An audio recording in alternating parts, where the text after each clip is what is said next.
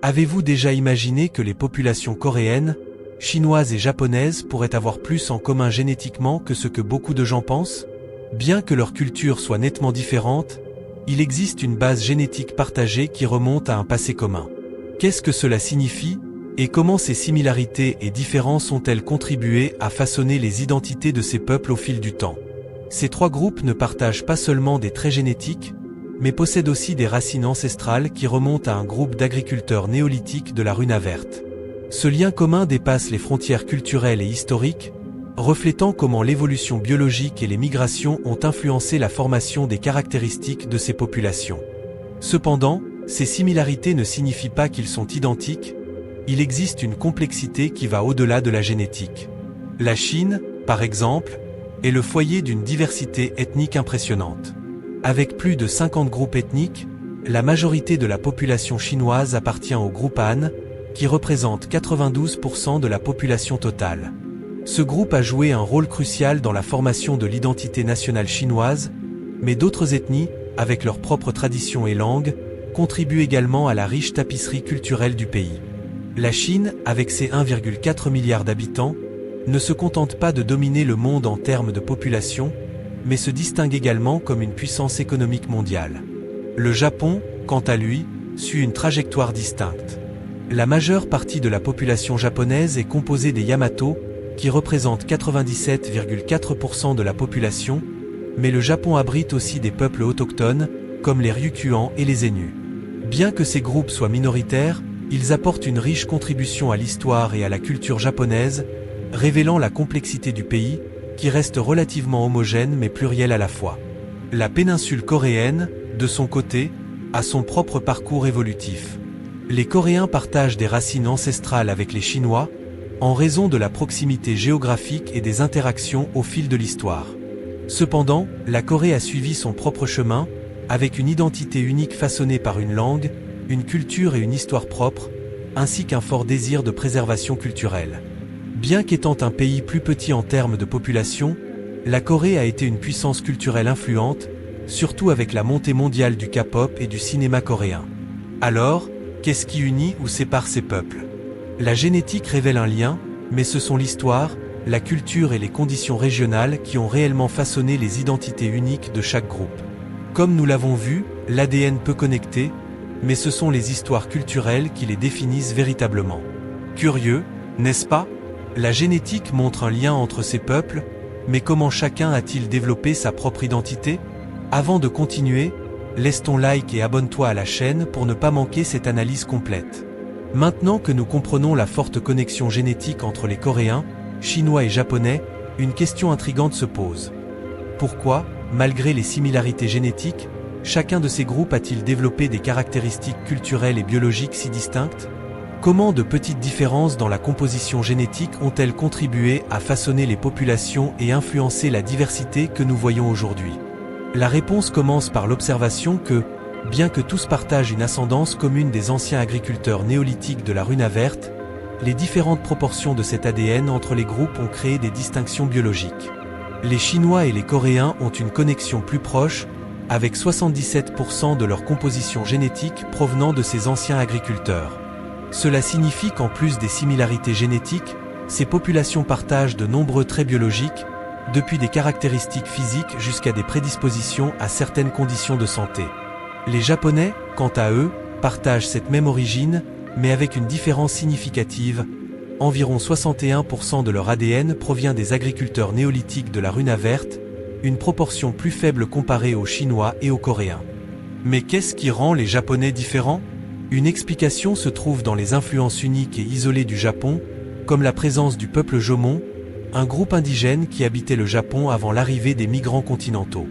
Cette interaction historique isolée a permis aux Japonais d'évoluer de manière unique, avec des caractéristiques génétiques et culturelles qui les distinguent de leurs voisins.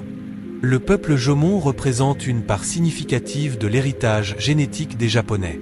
Avec 18,8% de leur ADN provenant de cette population indigène, les Japonais conservent des caractéristiques exclusives liées à leur géographie insulaire et à leur adaptation à l'environnement japonais. La comparaison avec les Coréens, qui possèdent seulement 5,2% d'ADN Jomon, illustre comment l'histoire évolutive et l'isolement géographique ont joué un rôle clé dans la formation de l'identité génétique des Japonais. De plus, une autre différence importante provient de l'interaction des Chinois avec les populations du sud de l'Asie. Environ 33% de l'ADN des Chinois provient des agriculteurs du sud de l'Asie, tels que les Indonésiens et les Cambodgiens. Cette connexion rapproche les Chinois des populations du sud-est asiatique et met en évidence une différence génétique importante par rapport aux Coréens et aux Japonais, qui ont une liaison plus faible avec ce composant génétique.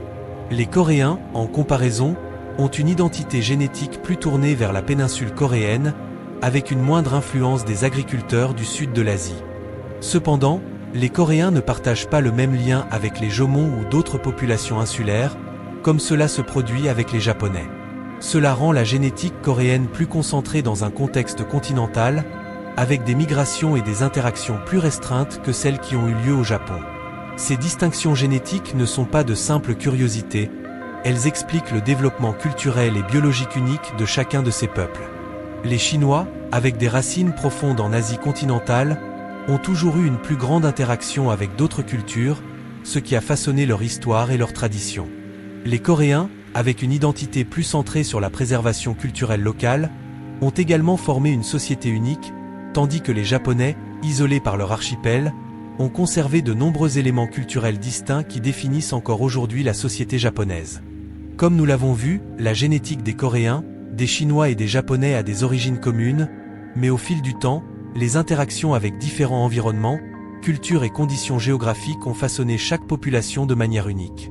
Mais comment la géographie et l'environnement ont-ils encore influencé ces différences culturelles et génétiques ? La Chine, avec sa vaste étendue territoriale, a été le théâtre de multiples interactions entre différents groupes ethniques au fil des siècles.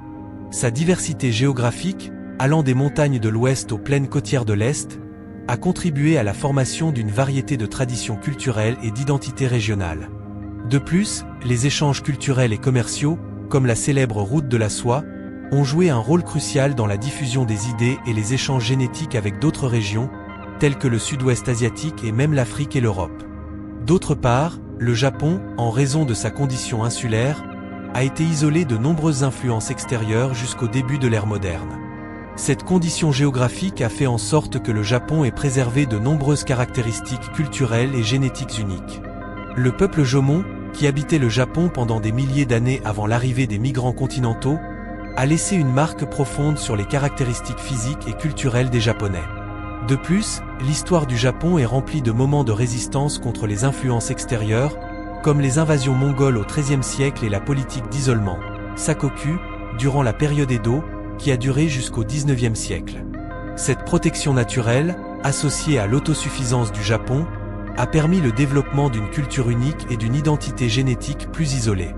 La péninsule coréenne, quant à elle, avec sa position stratégique entre la Chine et le Japon, a été constamment influencée par les deux.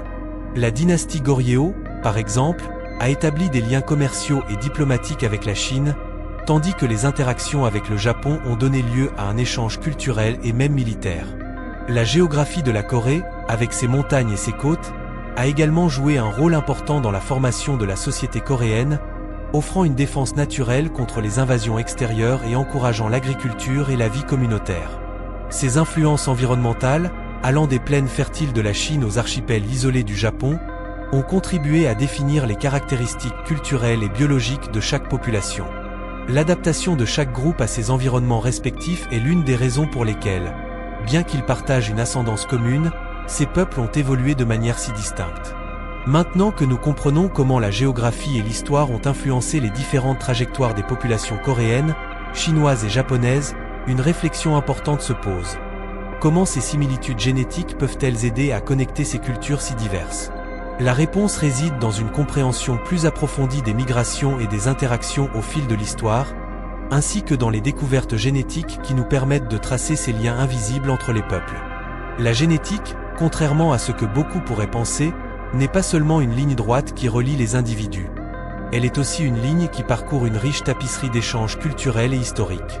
Les Coréens, Chinois et Japonais, bien qu'ayant suivi des trajectoires évolutives différentes, portent dans leur ADN les marques d'une longue histoire de migration, d'influence et de connexion. Comme nous l'avons vu, Plus de la moitié de l'ADN de ces populations a ses racines chez les anciens agriculteurs néolithiques de la Runa Verde, et ce point d'origine est un lien puissant qui connecte ces cultures de manière profonde. Ces interactions au fil de l'histoire ont façonné non seulement la génétique, mais aussi les identités culturelles de chacun de ces peuples. Par exemple, la Chine, avec son rôle de puissance économique et culturelle, a été fondamentale dans la diffusion de nouvelles technologies, philosophies et religions qui ont influencé les sociétés voisines. Le confucianisme, par exemple, originaire de Chine, a eu un impact profond sur la société coréenne et a également influencé certains aspects de la vie japonaise. Le Japon, quant à lui, tout au long de son histoire, a été remarquablement adaptable aux influences extérieures. Malgré sa politique d'isolement pendant des siècles, le pays a su absorber et adapter les pratiques culturelles de la Chine et de la Corée, notamment dans des domaines tels que l'écriture, le bouddhisme et les arts. Cependant, comme discuté précédemment, le Japon a également maintenu un fort sentiment d'identité propre, capable de préserver des éléments uniques, comme la langue et les coutumes, qui continuent de définir la nation jusqu'à aujourd'hui. La Corée, par sa position intermédiaire entre la Chine et le Japon, a historiquement été un point de convergence culturelle et politique. La présence du bouddhisme, les interactions commerciales avec la Chine et les influences culturelles du Japon à différentes périodes de l'histoire ont aidé à former une culture coréenne résiliente et unique. L'intense fierté nationale et l'accent mis sur la préservation de la culture et de l'identité coréenne font également partie de cette histoire évolutive. Ces connexions, bien que basées sur la génétique, sont aussi culturelles. La génétique, au fil de milliers d'années, nous donne une perspective unique pour comprendre les racines de chaque peuple, mais ce sont les échanges culturels, sociaux et historiques qui solidifient réellement l'identité d'une nation. En fin de compte, la génétique connecte, mais c'est l'histoire qui définit chaque culture. Qu'est-ce qui vous a le plus surpris dans cette relation entre Chinois, Coréens et Japonais? Commentez ci-dessous.